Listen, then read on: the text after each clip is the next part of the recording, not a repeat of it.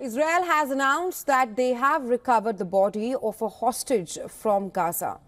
The Israeli military has also released details of the death of 6 other hostages earlier this year. The IDF has said that the body of Itay Svirsky has been brought back in a special operation, adding that he was taken hostage on October 7th last year and then killed in Hamas's captivity. On the same day, the IDF has also shared investigation findings on the deaths of 6 Gaza hostages in February this year. Their deaths have been linked to an Israeli airstrike on a tunnel in Khan Yunis. The 6 bodies were recovered in August, sparking anger among their families who asked for answers regarding the circumstances of their death. Earlier, the army said in a statement that at the time of the strike, they had no information that the hostages were in the underground compound. Now, the IDF spokesperson has said that most likely the possibility, according to them, is that the Hamas terrorists, murdered the hostages at the time of the Israeli airstrike.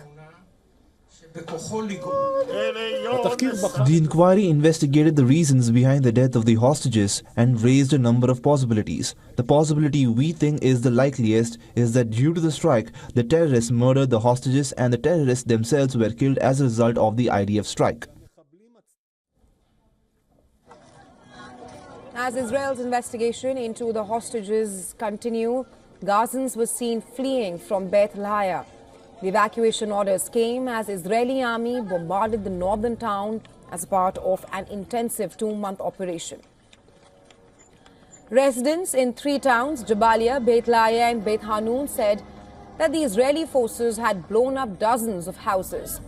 Palestinians say Israel's army is trying to drive people out of the northern edge of Gaza with forced evacuations and bombardments to create a buffer zone.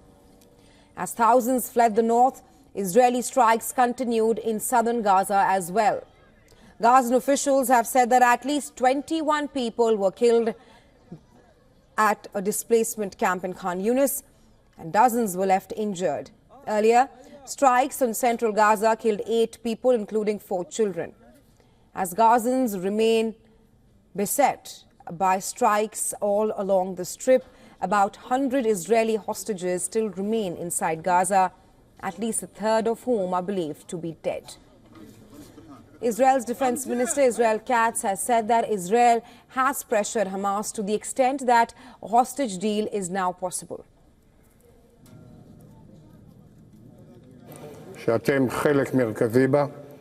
I think that thanks to the intense activity, of which you are a central part, both the deterrence of Iran and what is happening in Lebanon and everywhere, the intensity of the pressure on this monstrous organization called Hamas is increasing, and there is a chance that this time we will really be able to advance a hostage deal, and we are working on this matter and see this goal before our eyes.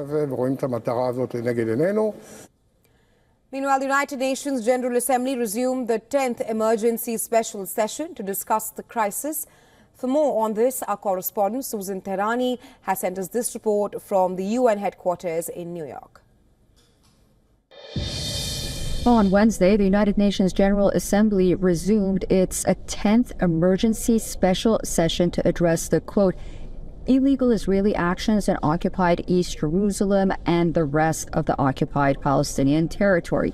Member states engaged in heated debates, revealing the sharp division over the situation in the Middle East region. Delegates focused on the humanitarian consequences of the ongoing violence and alleged violation of international rules and regulations, and the expansion of settlements in East Jerusalem and other occupied areas, of course. Now, ultimately, these discussions really highlight deep disagreements among member states over the best approach to move forward and put an end to these, quote, illegal settlements and the violence that's going on in the region. And ultimately, if they do come up with a resolution, that resolution at the General Assembly will be non-binding. It is not like Security Council resolutions where there is an enforcement mechanism. Susan Tehrani reporting from New York for WION This One.